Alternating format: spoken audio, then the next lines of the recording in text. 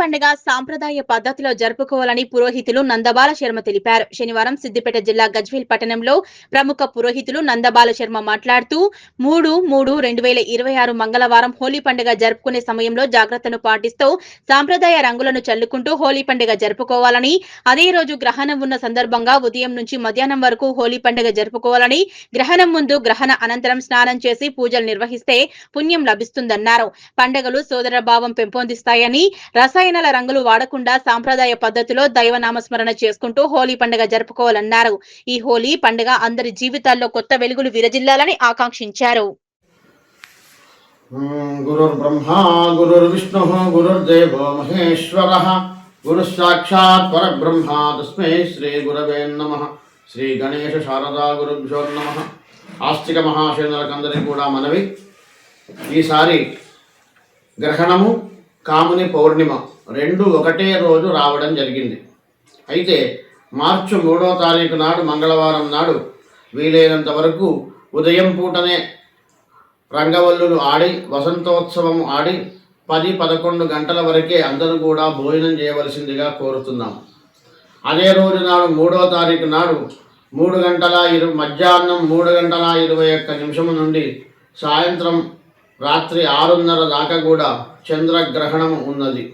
కాబట్టి ఈ రెండింటిని దృష్టిలో పెట్టుకొని మార్చి 3వ తారీఖు నాడు కాముని ఈ యొక్క రంగవల్లులు ఆడడం మరియు వసంతోత్సవం ఆడడం వీలైనంత తొందరగా ముగించుకొని భోజనాలు చేయాలి. ఇక గ్రహణ సమయంలో చేయవలసినటువంటి విధానం, గ్రహణం పట్టినప్పుడు స్నానం చేయాలి, గ్రహణం విడిచినాక స్నానం చేయాలి. గ్రహణం ఉన్నంతసేపు కూడా భగవన్నామ స్మరణ చేస్తూ ఉండాలి. ఎంత భగవన్నామ స్మరణ చేస్తే అంత విశేషమైనటువంటి ఫలితం ఉంటుంది. గురువు గారు ఇచ్చినటువంటి మంత్రాలను జపం చేసుకోవచ్చు, లేదు శ్రీమాత్రే నమః, శ్రీరామ జయ రామ జయ జయ రామ అనుకుంటూ కూడా కూర్చోవచ్చు. గ్రహణం ఉన్నంతసేపు కూడా భగవన్నామం చేయడం చాలా విశేషం. ఇక ఈ గ్రహణం వల్ల అన్ని రాశుల వాళ్లకు బాగానే ఉంటుంది. గ్రహణం అయిన తర్వాత మనము గోవుకు కానీ శివాలయంలో కానీ అర్చన చేసుకున్నట్టయితే అనేక రకాలైనటువంటి దోషాలు తొలగిపోతాయి. గ్రహణం అనేది అనేక రకాలైనటువంటి దోషాలు, ప్రత్యేకంగా ఈ రాశికి ఆ రాశికి అని ఎవరు భయపడని అవసరం లేదు. ఎవరికి ఏ దోషమున్నా ఆవుకు గనక గోగ్రాసం సమర్పించినట్టయితే దోషాలు తొలగిపోతాయి. దేవాలయంలో తైలం నూనె సమర్పించినట్టయితే దోషాలన్నీ తొలగిపోతాయి. ఇవి కూడా దృష్టిలో పెట్టుకొని గ్రహణం తెల్లారి 4వ తారీఖు నాడు గోగ్రాసం సమర్పించండి. శివాలయంలో నూనెను సమర్పించండి. దాని ద్వారా మనకు ఏ విధమైనటువంటి దోషాలు ఉండవు. అందరూ కూడా మార్చి 3వ తారీఖు నాడు 11 గంటల వరకు పండుగ చేసుకోండి.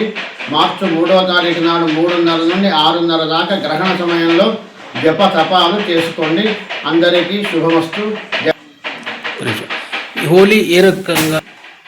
హోలీ పండుగ చాలా విశేషమైనటువంటి, దీని వసంతోత్సవం అని పేరు. దీనికి కృష్ణనామము రామనామము చేసుకుంటూ భగవన్నామం చేసుకుంటూ ఒకరిపైన ఒకరు చల్లటి పదార్థాలను, ఆరోగ్యప్రదమైనటువంటి పదార్థాలను చల్లుకోవాలి.